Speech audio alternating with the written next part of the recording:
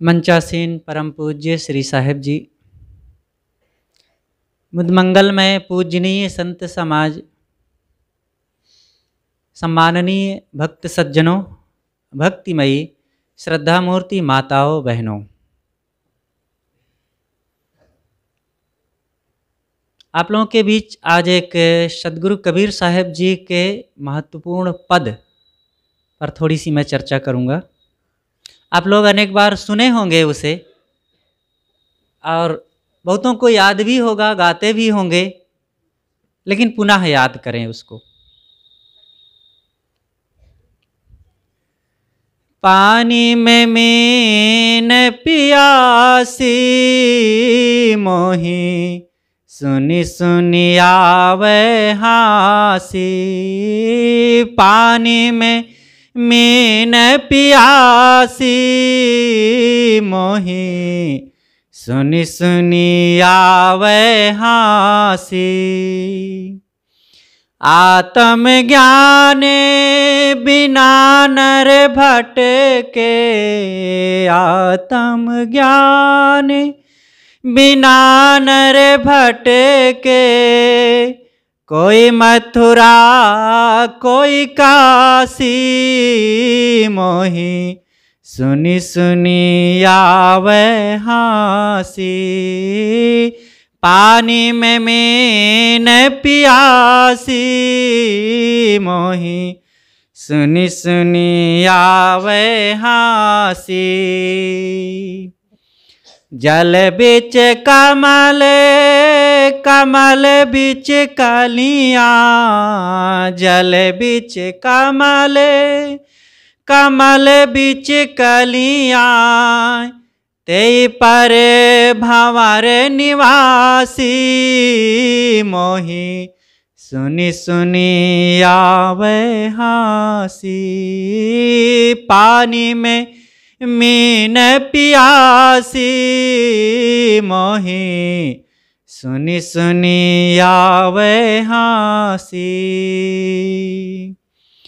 जाको ध्यान धरे विधि हरि हरे, जाको ध्यान धरे विधि हरि हरे। मुनि जन साहस 88, सो तेरे घट माही बिराजे, सो तेरे घट माही बिराजे। परम पुरुष अविनाशी मोही, सुनी सुनी आवे हासी।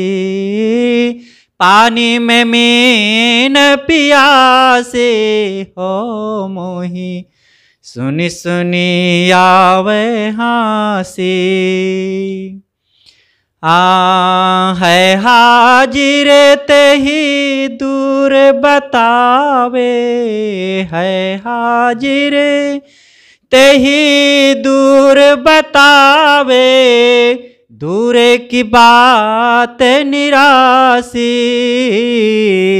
कहत कबीर सुनो भाई साधो। कहत कबीर सुनो भाई साधो, गुरु बिन भरम न जासे हो मोही, सुनी सुनी आवे हासी। पानी में मीन पियासी हो मोही, सुनी सुनी आवे हासी। सदगुरु इस पद में कहते हैं, पानी में मछली है लेकिन प्यासी है। और ये बात सुन करके मुझे हंसी आती है कि कैसी भोली है ये मछली, कैसी नादान ना समझ है कि पानी में है और प्यासी है। मछली के लिए तो साहब ने एक उदाहरण के रूप में रूपक मछली का दिया है, लेकिन ये उपदेश, ये विचार मछली को नहीं दिया गया है। ये शिक्षा मछली के लिए नहीं है, वो हम लोगों के लिए है। हम लोग प्यासे हैं और पानी में हैं। ये जीव रूपी मछली है, ये अपने आप तृप्त स्वरूप है, आनंद स्वरूप है, लेकिन अज्ञानवश, मोहवश, भ्रमवश ये प्यासा है। आनंद कहीं बाहर नहीं, सुख कहीं बाहर नहीं, लेकिन हम सुख को बाहर खोज रहे हैं। बाहर से कहीं मिलता है सुख? बाहर से अगर मिलता तो आज सब प्राप्त कर लिए होते, क्योंकि बाहर की खोज स्थूल चीज़ों से लेकर सूक्ष्म चीज़ों तक, यहाँ तक कि मिट्टी, पानी, आग, हवा के विभिन्न जो परमाणु हैं, सूक्ष्म कण हैं, उसके अलग अलग विभाग हैं, electron, proton, neutron, radium, phosphorus, potassium आदि आदि जितने भी इसके विभाग हैं, उन सब का भी अध्ययन कर डाले।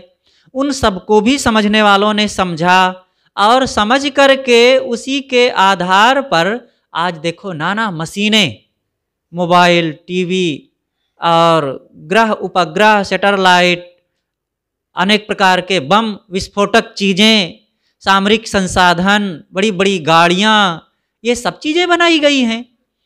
तो ये जड़ तत्वों के अध्ययन का कारण है। और इसका अध्ययन किसने किया? मनुष्य ने। अमनुष्य कौन है? जीव है।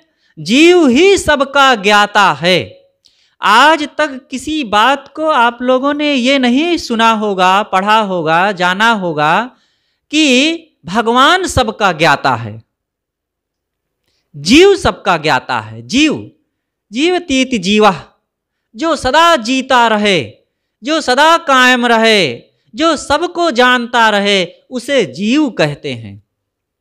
और भगवान की अभी विशद विवेचना आप लोगों ने सुना कि भगवान है क्या। भगवान को हम दो भाग में बांट सकते हैं। अगर जड़ात्मक कहें तो सृष्टि के रूप में जो जड़ तत्व हैं, मिट्टी, पानी, आग, हवा, इनका उचित रूप से सेवन करना भगवान का सेवन है और उसका लाभ लेना है।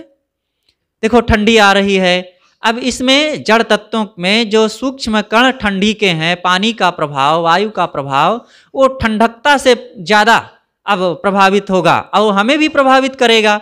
अब उससे सावधान रहें तो मानो भगवान का सेवन कर रहे हैं। सूर्य के धूप लेते रहेंगे तो ये भगवान का लाभ मिल रहा है। आग का सेवन करते रहेंगे, भगवान का लाभ मिल रहा है। और मिट्टी का आप लाभ लीजिए, मिट्टी से घर बनाइए, मिट्टी से हर चीज़ तो है, इनका उचित उपयोग कीजिए। ये सब भगवान का लाभ है और इनकी अपनी शक्ति है। कहते हैं ना भगवान में बड़ी शक्ति होती है, तो शक्ति तो है। इन्हीं शक्तियों के आधार पर तो शरीर चल रहा है।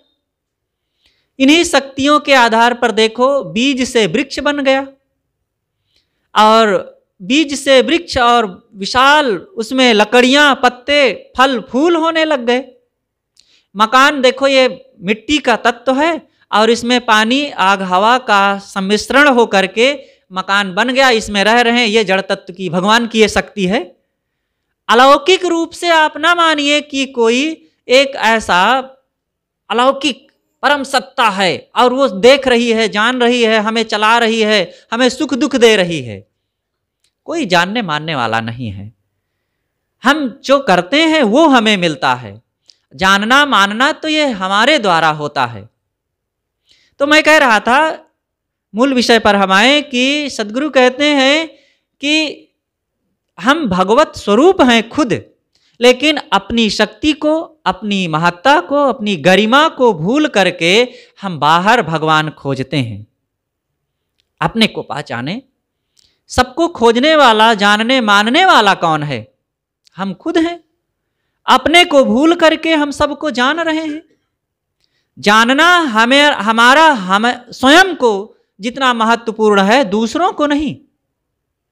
जिंदगी में उसने बड़ी बात कर ली जिसने अपने आप से मुलाकात कर ली। हम सबको जाने, अपने को ना जाने तब तो धोखे में है ना। एक जगह 5 व्यक्ति जा रहे थे, रास्ते में नदी पड़ी और तो पार करना था, पार किए। तो जब पार हो गए तो आपस में चर्चा किए, भाई देखो गिन लो कोई डूब तो नहीं गया। तो गिनने लगे, तो 1 2 3 4, अरे एक तो डूब गया। तो दूसरा गिनता है 1 2 3 4, बस अगले अपने को छोड़ दें।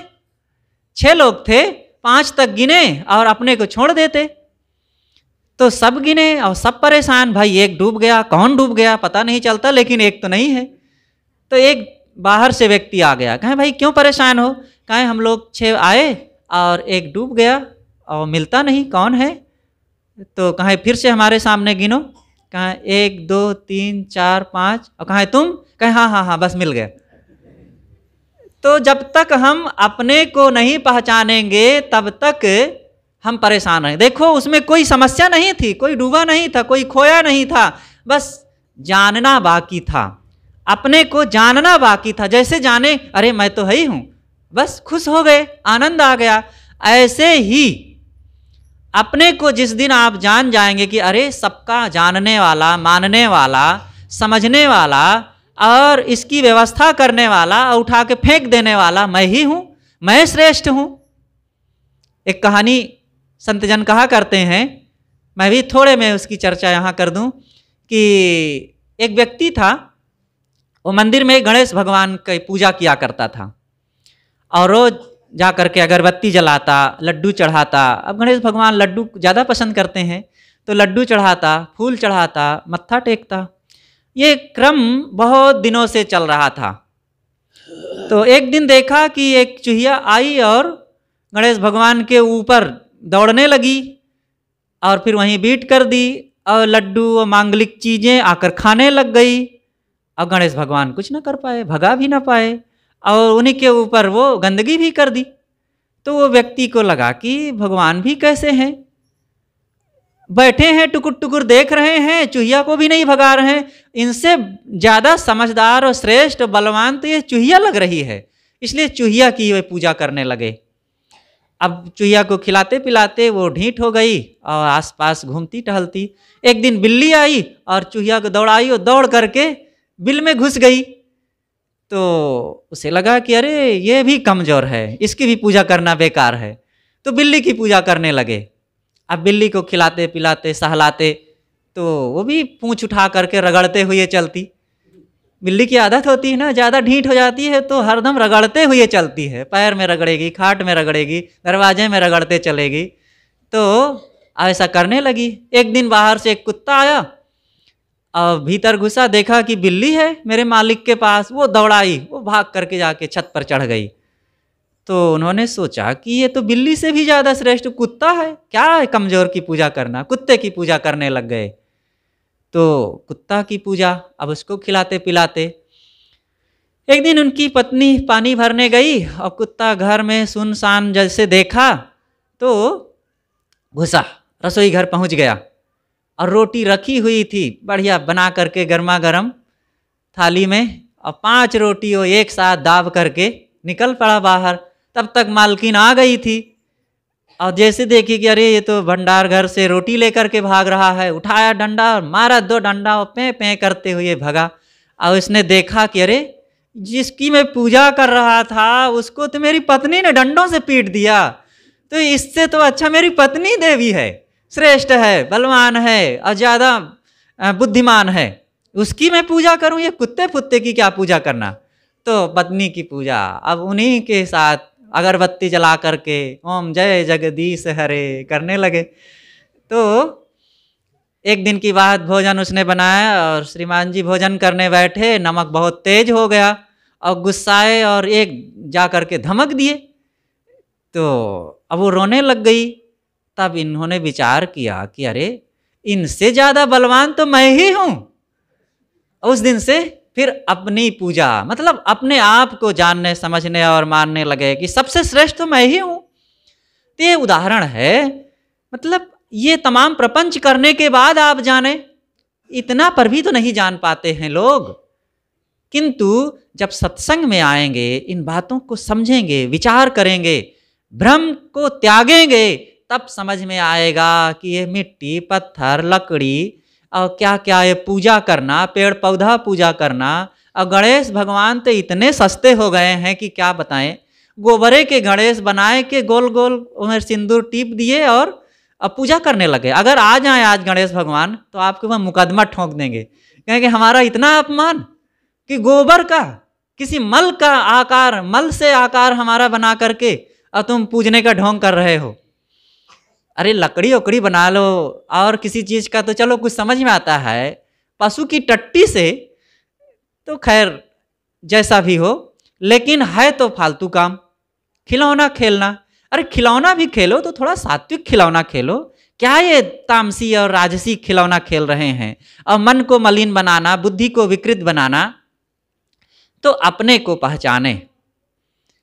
समझदार लोग भटकते नहीं हैं, वो विचार करते हैं, हकीकत को पहचानते हैं। सत्य को समझो। कब समझेंगे? आज ही तो अवसर है। मानव जीवन में ही अपने दुखों को मिटा करके, सारे अज्ञान अंधविश्वास को त्याग करके, मन इंद्रियों को संयमित करके स्वरूप का बोध प्राप्त करने का अवसर ये मानव जीवन है। और इस मानव जीवन में हमने बस इधर उधर की बहकाओं में, लापरवाहियों में, भ्रम अज्ञान में हम भटकते रह गए और विषयों वासनाओं के चक्कर में हम इधर उधर ताक झांक करते रह गए। तो कल्याण कब होगा? अब अनादिकाल से जीव दुखों से विह्वल है, परेशान है और दुख मिटाने का एक ही चांस है। और इसमें भी हमें खुजली शुरू हो गई। एक अंधा था, एक नगर में रहता था, तो बहुत दिन हो गए रहते रहते उसके मन में विचार आया कि मैं इससे बाहर जाऊं। तो लोगों से पूछा, भाई मैं बाहर जाना चाहता हूं, दरवाज़ा कहाँ है? उन्होंने कहा कि अब तुम्हें कहाँ ले चलें, ऐसा करो दीवार पकड़ करके चले जाओ, दरवाज़ा जहाँ मिलेगा वहाँ निकल जाना। तो वो चल दिया। अब वो बस छोटा सा नगर और 1 घंटा, ज़्यादा से ज़्यादा 2 घंटा में उसका एक राउंड लगा लिया जा सकता है, लेकिन दरवाजे के पास पहुँचने में तो 10-5 मिनट का समय होता जहाँ था वो। तो चला और दीवार पकड़ करके चला। 1 घंटा, 2 घंटा, 3 घंटा बीत गया और पार ही ना हुआ। तो लोगों से कहा, भाई कहाँ दरवाज़ा है, मैं कैसे पार जाऊं? तो उन्होंने कहा कि तुम इतने दिन से, इतने समय से चल रहे हो, दरवाज़ा तो मिलना चाहिए, दरवाज़ा तो है ही, तुमने दीवार को छोड़ा तो नहीं? कहे नहीं छोड़ा तो नहीं, लेकिन बीच बीच में मुझे खुजली हो जाती है, तो वो मैं खुजलाने लगता हूँ। कहे खुजलाने लगते हो और चलते भी रहते हो? कहे हाँ। कहे बस यही कारण है कि जब दरवाज़ा आता है तब तुम्हारी खुजली शुरू हो जाती है और चलते रहते हो, दरवाज़ा छूट जाता है और फिर हाथ लगाते हो, दीवार मिल जाती है। बस ऐसे ही हमारा जीवन है। मानव जीवन रूपी एक दरवाज़ा मिला हुआ है। पार होने के लिए इन 4 खानियों के रहट चक्र से एक ही दरवाज़ा मानव जीवन है। और ज्ञानियों ने बताया कि इससे पार होना है इस जन्म मरण के चक्र से, तो दीवार पकड़ करके चले जाओ, मतलब सत्संग का सहारा लेकर के चले जाओ। जैसे ही वो मानव जीवन का दरवाज़ा आता है तो यहाँ हम खुजली शुरू कर देते हैं, मतलब मोह, अज्ञान, भ्रम, विषय विकारों में हम अपने को लगा देते हैं और जीवन फिर ये फिसल जाता है हमारे हाथ से और चले जाते हैं फिर कीड़े मकोड़े और बैल, गाय, घोड़े, बंदर, कुत्ते, सुअर आदि खानियों में, और फिर वही उसी घेरे में घूमते रहेंगे। कब तक घूमेंगे? अनादि का पीछे समय बीत गया, आगे भी अनंत काल तक बीतता रहेगा। ये व्यवस्था है, प्रकृति की व्यवस्था है और चेतन जीवों की अपनी एक व्यवस्था है। जीव अमर है, प्रकृति भी, ये भी नित्य है। ये मिट्टी, पानी, आग, हवा को वैज्ञानिक लोग कहते हैं कभी नहीं थे, ये बन गई।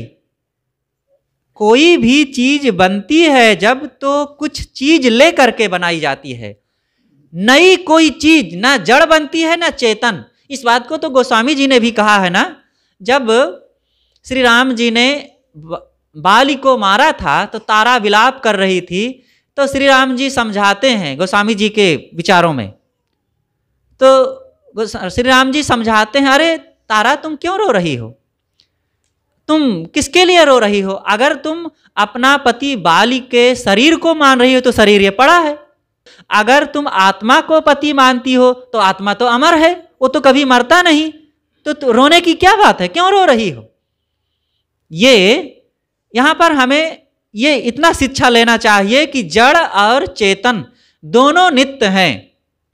शरीर तो नष्ट होता है, शरीर जैसे जीव निकल गया तो शरीर तुरंत फूलने लग गया और फिर गल जाता है और फिर पूरी तरह से नष्ट हो गया। लेकिन नष्ट क्या हुआ?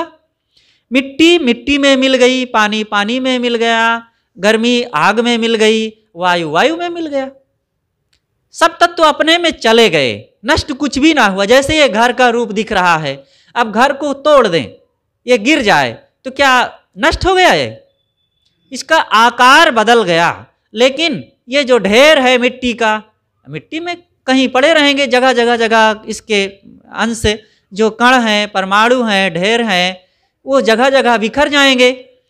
और लोहा वो भी मिट्टी है, वो उसमें मिल जाएगा। पानी के तत्व सूख ही गए हैं अपने आप। तो इस प्रकार कोई भी चीज नष्ट नहीं होती है। और आत्मा, आत्मा अमर है, अजर है, अखंड रूपी परम प्रकाशी देखो, सूर्य से उजासी लेखो, अति ही सुहायो है।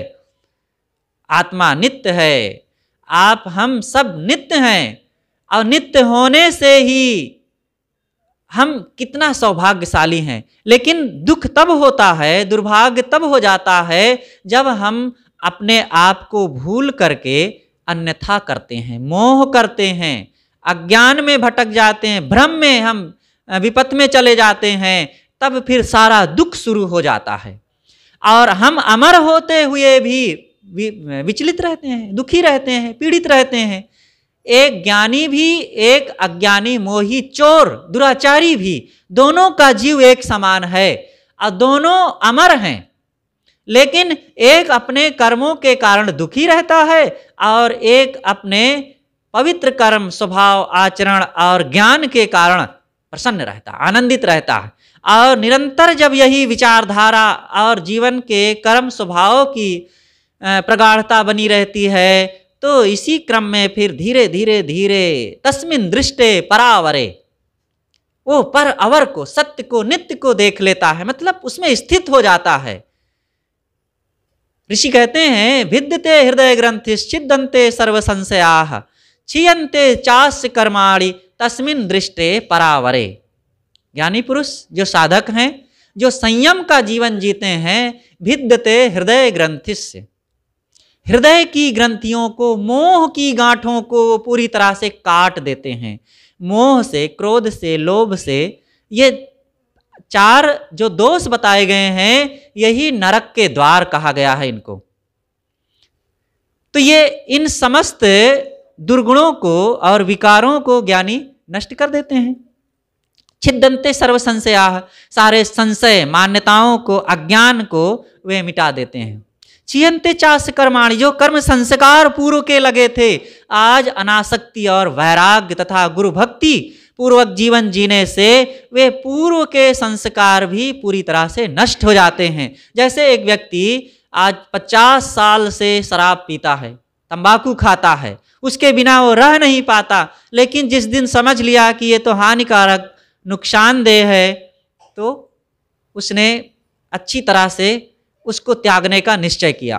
मन में खूब ग्लानि हो गई, अब वो नहीं खाना चाहता। थोड़े दिन याद आई उसकी, और धीरे धीरे धीरे उस याद को भी वो तिरस्कृत करता रहा, और 10, 20, 25 दिन बीता, अब मन से बिल्कुल वो छीड़ हो गए संस्कार, अब उसकी इच्छा ही नहीं होती, अब याद भी नहीं होता, और थोड़े दिनों में अब पूरी तरह से घृणा हो गई। अब उसके लिए कोई कहे कि आप भाई ले लो, तो लेगा वो?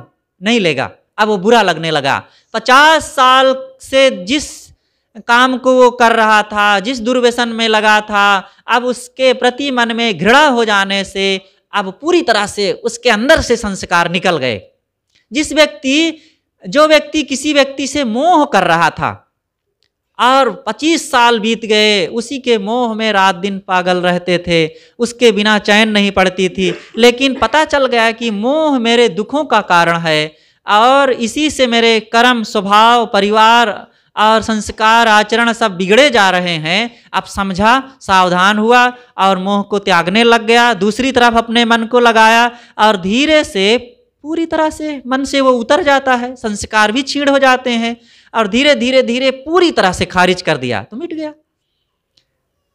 जीव में बड़ी शक्ति है, जीव शक्ति अपार है, देखो देखनहार। आदमी क्या नहीं कर सकता। मानव जीवन ये ऐसी भूमिका है कि यहाँ पर आप कुछ भी कर सकते हैं, और कुछ कर सकें या ना कर सकें, लेकिन एक काम सब कोई कर सकता है, वह यह है कि अपने आप को मुक्त बना सकता है। और इससे बढ़कर के और क्या हो सकता है, इससे जरूरी और क्या हो सकता है। साहब ने इसीलिए कहा कि भाई जो काम संभव है और जो कर सकते हो, जो बड़ा सुलभ है, जो बहुत जरूरी है, वही नहीं कर रहे हो, तो इस बात को सोच करके मुझे हंसी आती है। पानी में मीन पियासी, मोहि सुनी सुनी आवे हांसी। आत्म ज्ञान बिना नर भटके, कोई मथुरा कोई काशी। आत्म ज्ञान, आत्मबोध के बिना, अपने आप का परिचय प्राप्त किए बिना आदमी भटकता है। और कहाँ भटकता है? भटकते द्वारिका काशी, फिरे मक्के मदीने में। जहाँ तहाँ मक्का, मदीना, प्रयाग, काशी, मथुरा, द्वारिका और बद्रीनाथ, केदारनाथ और कहाँ कहाँ आदमी जा कर के, अरे नहीं बाहर जा सका तो गाँव के किनारे कहीं पेड़ है एक है, वहीं लीप पोत के चौरा बनाए हैं, तो कहीं गली में ही जा कर के कुछ बना रखे हैं, घरे में कुछ तमाम। आज देखो अभी दीपावली बीती है, कितना लोगों का स्वभाव कुछ ऐसा हो गया। पैसा तो सबके पास है, बाजार जाते हैं और जा कर के कपड़ा खरीदते हैं, बर्तन खरीदते हैं और भगवान खरीद लाते हैं, अल्लाह करके अलमारी में धर दिए। एक दिन थोड़ा सा टिप टाप दिए, पूजा कर लिए, अब पड़े हैं। अब कूड़ा कचड़ा, धूल गर्दा, छिपकली की गंदगी जमते हुए पड़ा है साल भर, और दूसरे साल फिर नए भगवान खरीद लाए, पुराने वाले को फेंक आए उधर। ये क्या तमाशा। हर घर में एक टोकरी कचड़ा पड़ा रहता है। अरे भाई, सच्चे भगवान को जिस दिन आप पहचान लेंगे, ये तमाम मिट्टी पत्थर और कूड़ा कचड़ा पूजने की जरूरत नहीं रह जाएगी। अपने समय, जीवन और अपनी शक्ति को तो हमें पहचानना चाहिए। तो आत्म ज्ञान बिना नर भटके, कोई मथुरा कोई काशी। उदाहरण साहब देते हैं कि जैसे मृगा नाभि कस्तूरी, मृगा होता है एक प्रकार का मृगा जिसके नाभि में कस्तूरी होती है, और कस्तूरी तीव्र सुगंधित होती है, वो दवाई के भी काम आती है। किसी किसी मृग में होती है, नर मृग में। और वो सुगंधी को वो अनुभव करता है तो सोचता है कहाँ से आ रही, खोजता है घास फूसों में, पेड़ पौधों में और जगह जगह पत्थरों में, मिट्टी में, वो जा करके नाक रगड़ता है, लेकिन पाता नहीं। जब कभी वो अपनी ही नाभि की तरफ नाक ले जाता है, तब उसे पता चलता है अरे बाहर से नहीं, मेरे भीतर से आ रही है, तो मस्त हो जाता है। ऐसे ही ज्ञान की, शांति की, आनंद की सुगंधी हर इंसान को आ रही है। सबको अपने आत्म सुख का एहसास हो रहा है, लेकिन प्रकट रूप में नहीं।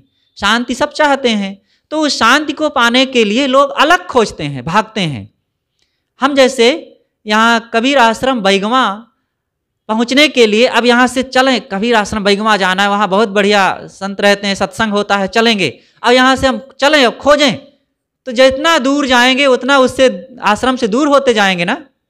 बस ऐसे ही है, हम लोग शांति को बाहर खोजने के लिए चलते हैं, और जितने बाहर जाते हैं उतने भटकते रह जाते हैं।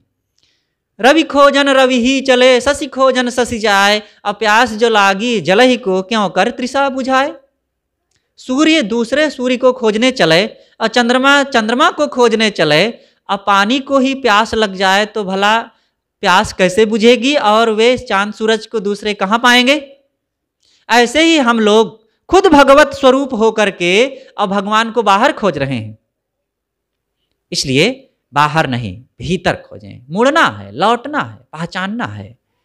बस आपकी शक्ति अपार है, जीव से बढ़कर के तो कह ही नहीं सकते, जीव की बराबरी भी किसी चीज से नहीं किया जा सकता है।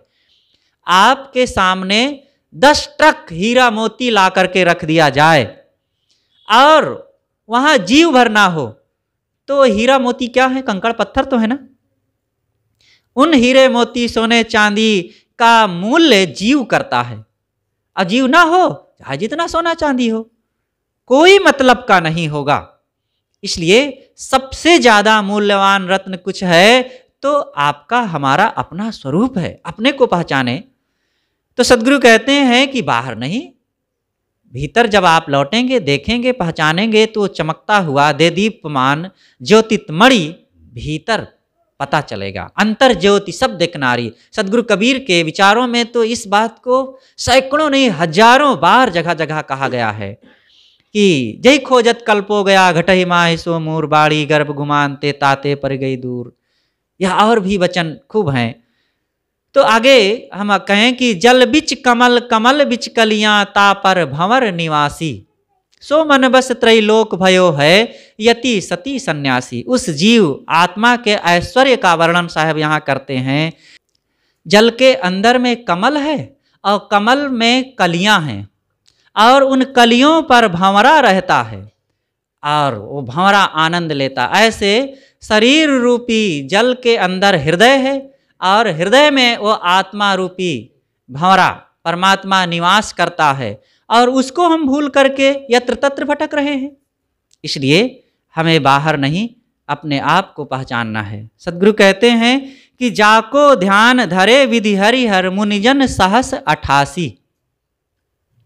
जिसको मुनिजन और सहस 88 देवी देवता और अनेक जो माने गए ब्रह्मा विष्णु महेश जिनको हम कहते हैं, जिनका ध्यान कर रहे हैं, जिनकी पूजा कर रहे हैं, जाको ध्यान धरे विधि हरिहर मुनिजन सहस 88। सब लोग जिनकी पूजा कर रहे हैं वो बाहर नहीं, सो तेरे घट माहि विराजे, वो तुम्हारे अंदर भगवान बैठा हुआ है। परम पुरुष अविनाशी, वो अविनाशी आत्म तत्व तो हमारे घट के अंदर, आपके अंदर है, हम उसको पहचाने। परम पुरुष अविनाशी।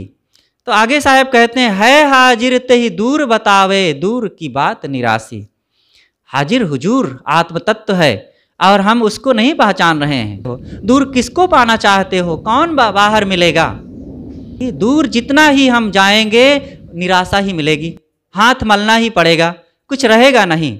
इसलिए बाहर नहीं, निकट खोजें।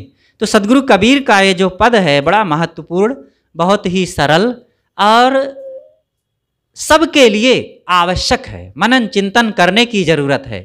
जब हम मनन नहीं करेंगे, चिंतन नहीं करेंगे, सोचेंगे नहीं, सत्संग में जाएंगे नहीं, तो बस केवल साहिब जी कहते हैं ना झरिहावन वाले कथा न सुने कि उठे और झाड़ के चल दिए। उठें यहाँ से तो मनन करते हुए जाएं और घर में जाएं उसी की चर्चा करें, मनन करें और ध्यान भी करें। आपको अपने आप का अनुभव तब होगा जब आप भीड़ से अलग होवें। भीड़ हमारे चारों तरफ दाएं बाएं रात और दिन सब समय भीड़ गूंज रही है। भीड़ किसे कहते हैं? लोगों की भीड़ तो है ही।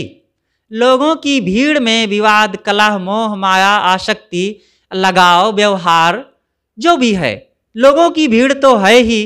चीज़ों की भीड़ है, रुपए पैसे प्राणी पदार्थ घर धन जमीन रात दिन जप रहे हैं। अहंकार की भीड़ है, मान सम्मान इच्छा कामना ये सब के लिए हम रात दिन लालायित रहते हैं। वासनाओं की भीड़ है, काम क्रोध लोभ मोह हमें रात दिन खोखला बनाते रहते हैं। इन भीड़ों को हम तो कम से कम स्थूल रूप से लोगों से हट करके एकांत में घर के किसी अथवा निर्जन जगह में बाग बगीचे में सबको, इन माँ बहनों को भी समय से अकेले बैठ करके मनन करना चाहिए। मैं कौन हूँ, जीवन क्या है, शरीर की क्या स्थिति है और क्या मैं शरीर हूँ या शरीर से अलग हूँ? अलग हूँ तो क्या हूँ? अगर मैं शरीर हूँ तो शरीर में तो दम नहीं है कि सोच सके, बोल सके, कर सके, हंस सके, रो सके। अगर ऐसे दम है तो आत्मा के ना रहने पर भी ये सब क्यों नहीं होता? और अगर मैं शरीर नहीं हूँ तो फिर क्या हूँ? मैं आत्मा हूँ, अविनाशी हूँ। क्योंकि मेरे कर्मों का फल मुझे मिलता है, शरीर वही रहता है। आज मैंने गलत किया तो कल मुझे पश्चाताप रहता है, आज मैंने अच्छा किया तो आज भी और कल भी और आगे भी प्रसन्नता होती है। तो ये संस्कार मुझे मिल रहे हैं मेरे कर्मों के द्वारा। इस प्रकार सोचें, विचार करेंगे तो अपने आप मन का समाधान होगा, प्रसन्नता मिलेगी, शांति बढ़ेगी, आत्मज्ञान बढ़ता जाएगा। और फिर धीरे से सत्संग का सहारा लेते रहें, संतों के पास आते जाते रहें, अपने आप सारा सिस्टम हमारा मजबूत होता जाएगा। तो इस प्रकार से हम सबको सत्संग, ज्ञान, बोध, विचार को अपना करके अपने जीवन को प्रकाशित करना चाहिए। अंधकार में ही देखो, जब पशु पक्षी आदि खाने में थे तब अंधकार में थे, आज मानव जीवन में आए, यहाँ भी खान पान गलत किए, रहन सहन गलत किए, चाल चलन गलत किए, अंधकारे में तो बीत रहा, अब इसी में मर जाते हैं। अब कुछ दीपक जलाओ, और दीपक ज्ञान का दीपक, गुरु भक्ति का दीपक, अनासक्ति का, और धीरे से ये जीवन हमारा पूर्ण प्रकाश, जैसे आपका स्वरूप प्रकाशित है वैसे जीवन भी प्रकाशित हो जाएगा। तब आप मुक्त हो जाएंगे। मुक्त हो या ना हो, लेकिन आज तो सुख का जीवन जी पाएंगे।